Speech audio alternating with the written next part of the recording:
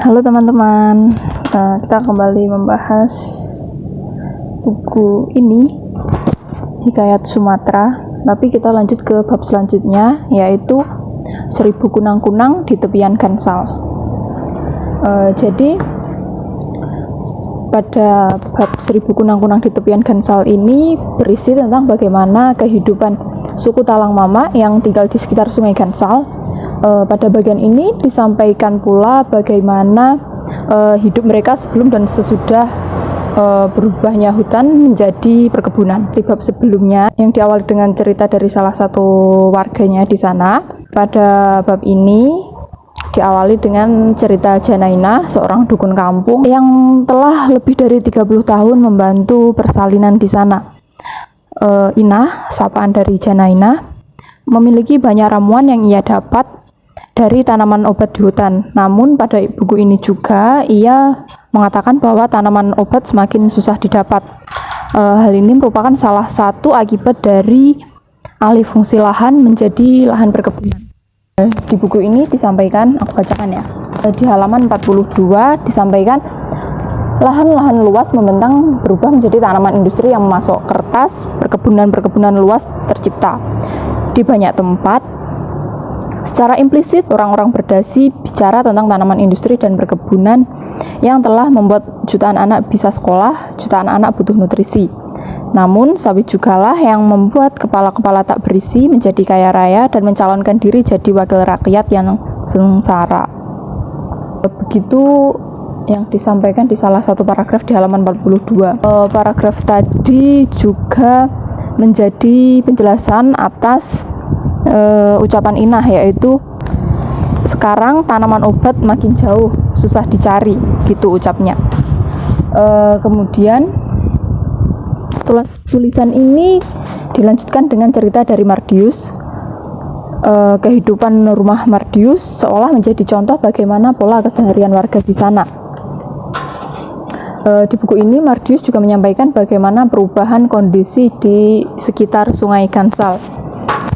Di halaman 47 disampaikan bahwa Mardius sendiri menyaksikan bagaimana perubahan yang begitu tergesa menjalar sepanjang Sungai Gansal.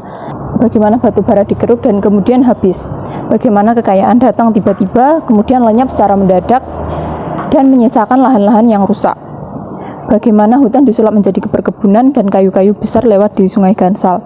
Kemudian pemerintah mulai memakai jasanya sebagai pelindung hutan dari kepunahan. Di sini Mardius juga menyampaikan sesal sudah terlambat, hutan adat sialang sudah menjadi sialang sawit. Kau lihat madu lebah sudah berwarna hitam, lebah pun tertipu karena menghisap bunga sawit.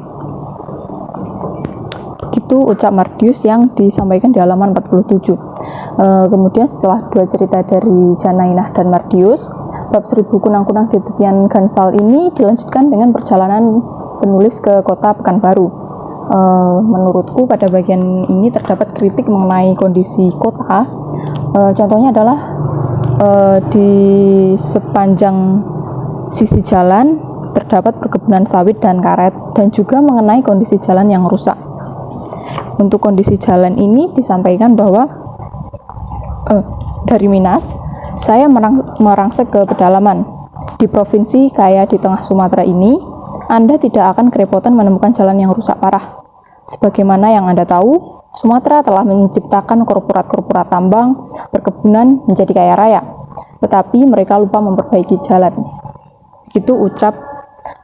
Begitu yang disampaikan oleh penulis pada ceritanya saat perjalanan ke Pekanbaru.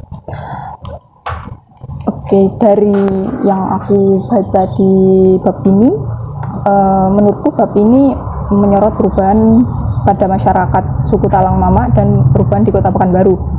Perubahan ini diawali dengan adanya alih fungsi lahan hutan menjadi lahan perkebunan, baik untuk karet, sawit maupun industri lainnya, yang lama-kelamaan mengubah pola hidup masyarakat baik di perkotaan maupun di pedalaman. Jadi segitu dulu pembahasan pada bab kali ini. Nanti di selanjutnya kita akan membahas ke masih buku ini juga, tapi ke bab ketiga ya, yaitu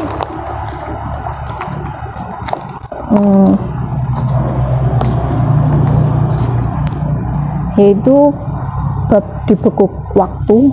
Nanti kita akan lanjutkan setelah video ini. Kalau ada kesalahan, aku minta maaf. Terima kasih teman-teman.